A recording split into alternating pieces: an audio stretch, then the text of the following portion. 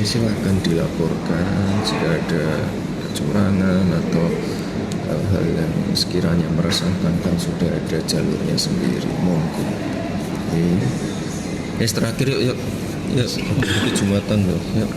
Ada nazar nggak sih Mas setelah terpilih sebagai ini paslon 02 dari Relokon kan juga menang, ada nazar? Saya kembali bertugas sebagai wali kota.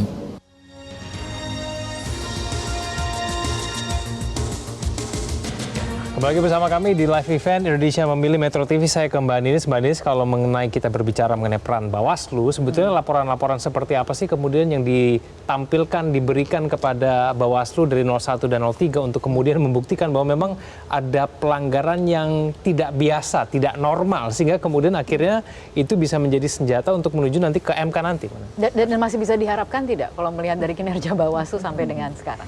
Ya memang ada mungkin kekecewaan juga sama Bawaslu, karena Bawaslu ini kan lembaga yang transformasinya luar biasa ya. Zamannya Pak Putu 2009 kan dia yang permanen tuh hanya di tingkat pusat. Sekarang udah sampai kabupaten kota, ini lembaga permanen. Dan tadi ada pelanggaran administrasi, pidana dan segala macam itu bukan hanya di pusat yang bisa melakukan persidangannya, tapi sampai kabupaten kota. Jadi kalau kemudian Bawaslunya seolah-olah nggak ada progresnya, kan sayang sekali gitu, nggak bisa progresif gitu ya, hanya normatif gitu. Sehingga laporan-laporan tuh seolah-olah ini aja barang masuk tapi nggak ditindaklanjuti, misalnya lewat aja. Karena misalnya kayak beberapa waktu lalu teman-teman DIP di Jawa Barat melaporkan ada politik uang, ada videonya, tapi nggak dilanjutkan karena dengan alasan itu nggak masuk kampanye, karena kalau kampanye tuh harus ada kata-kata ajakan. Tapi masa sih di masa pemilu kalau kita ngasih amplop kan pasti intensinya ya nggak perlu diajak juga udah tahu. Jadi jangan normatif, kalau terlalu normatif gitu kan akhirnya nggak bisa. Bawaslu mengatakan ini nggak masuk unsur kampanye gitu, akhirnya ya udah lewat begitu saja. Dan ini saya rasa juga terjadi berulang gitu ya, karena terlalu normatif sehingga nggak bisa nggak bisa menjatuhkan sanksi yang bisa memberikan efek jera gitu. Apakah sanksinya juga berat sebenarnya kalau politik uang kan bisa itu kan pidana ya. Pidana kan kalau misalnya tentu bisa dipidana, memang dipidana, aktornya akan bisa dipidana gitu. Yang bisa dipidana apalagi selain intimidasi, misalnya kalau ada intimidasi, penggelembungan ya misalnya, penggelembungan itu pidana pemilih juga. Gitu ya, penggelembungan data pemilih itu pidana. Tapi Mbak Ninis menilai, mengevaluasi kinerja Bawaslu sampai sekarang, apakah kemudian laporan-laporan yang disampaikan kepada Bawaslu itu memang lebih banyak yang tidak ditindaklanjuti secara maksimal atau bagaimana, Mbak Ninis? Ya kalau kita melihat demikian gitu ya, karena kita nggak ngelihat nih misalnya apa putusan Bawaslu yang gongnya tuh apa sih dalam proses kemarin ya, kampanye dan proses panjang kemarin. Perbandingannya misalnya dengan pemilu tahun 2019. Iya misalnya kayak kampanye yang di luar jadwal gitu ya, atau misalnya ada yang melaporkan ya kemarin kayak misalnya melaporkan akun X-nya Kemhan gitu ya, kan ada sempat rame ya. Tapi kemudian ya tadi lewat aja gitu, padahal kan ya dia paling nggak ditelusuri gitu loh. Ini kan kementerian yang harusnya netral gitu misalnya. Ya akhirnya enggak. Nah ini kan publik yang jadi, kita banyak bicara soal netralitas, kita bicara soal independensi gitu ya. Kalau kemudian Bawaslu-nya nggak bisa progresif dengan otoritas yang luar biasa besar kalau dibandingkan Pak Putu dulu, bahwa mungkin dulu kan nggak sebesar ini kan kewenangannya Bawaslu gitu. Saya tambahin ya, gini deh, yang gede-gede aja itu nasibnya kayak apa gitu. Contoh, asosiasi kepala desa, itu isu seksi itu.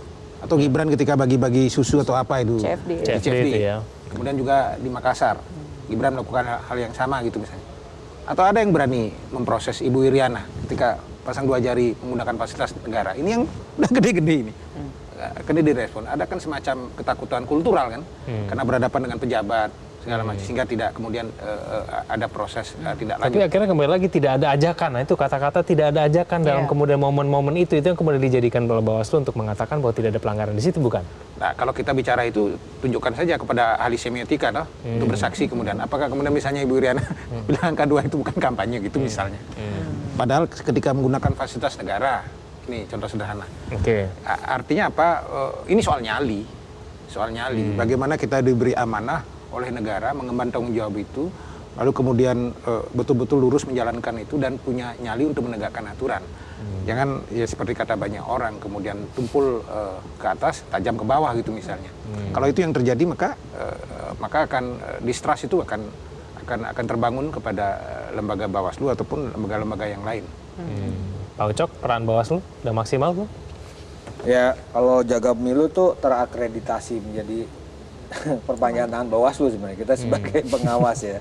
Tapi emang kalau ditanyakan itu ya mungkin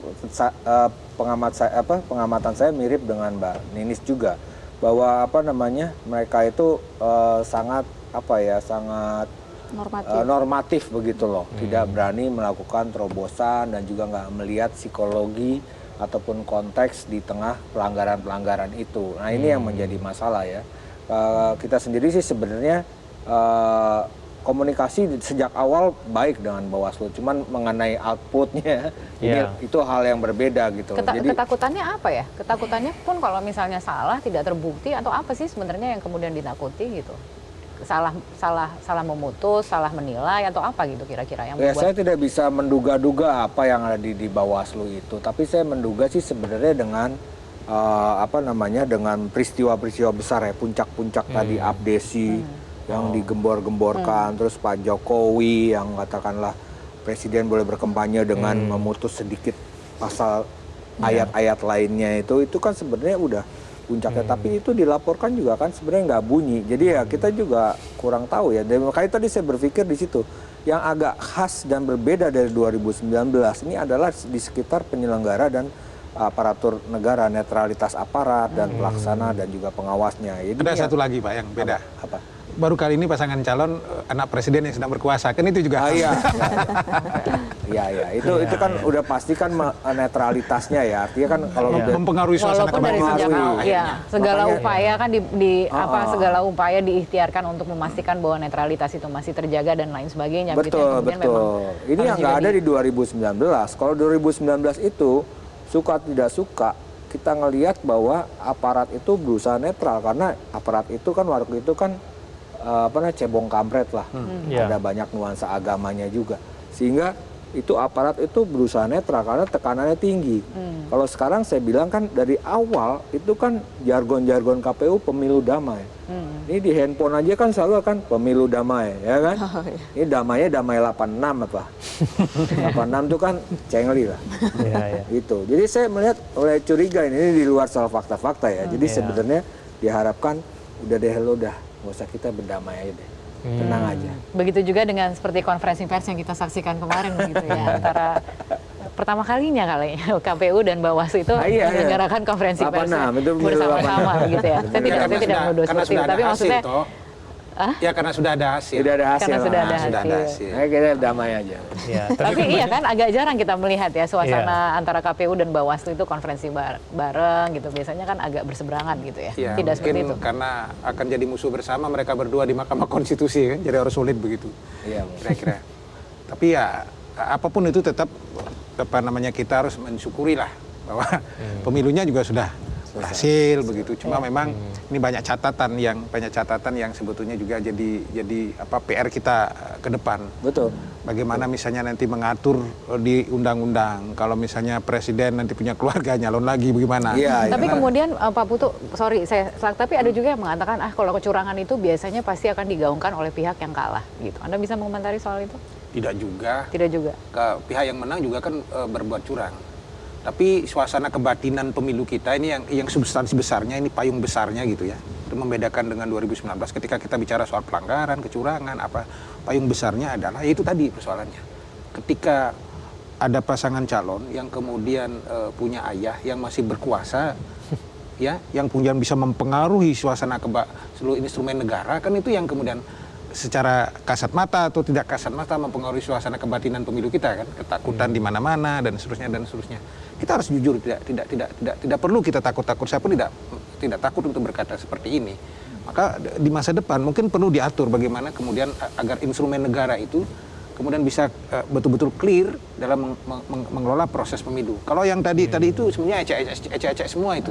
Bagaimana soal pelanggaran tidak diproses, konflik kepentingan lokal di situ. Betul. Tapi instrumen besar ini yang harus kita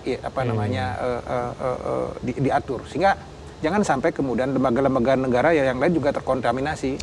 Kembali lagi ke memberikan harapan pada masyarakat gitu ya, untuk bersama-sama mengawal. Kan tentunya diharapkan penyelenggara pemilu ini juga bisa bekerja dengan profesional, memastikan bahwa ya seperti yang tadi disampaikan oleh salah satu paslon paling tidak yang mengatakan bahwa setiap suara itu benar-benar yang diberikan oleh rakyat itu benar-benar sampai gitu, sampai ujungnya begitu untuk memastikan proses itu. Nah, apa yang bisa kita harapkan gitu untuk sekarang ini? Artinya untuk memastikan bahwa proses ini sama-sama kita kawal bersama begitu. Ya, poinnya kalau pemilu presiden pasangan calon 1 dan 2 dengan timnya bekerja dengan baik untuk merumuskan semua gugatan dan mencari pembuktian.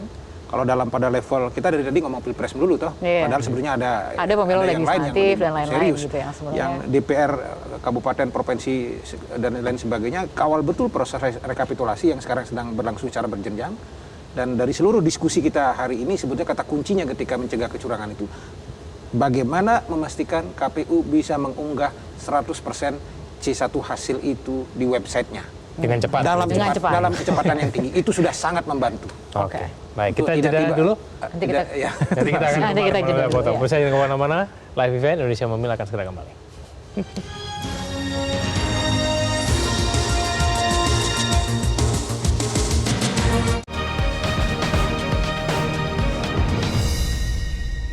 Jelajahi cara baru mendapatkan informasi. Download Metro TV Extend sekarang.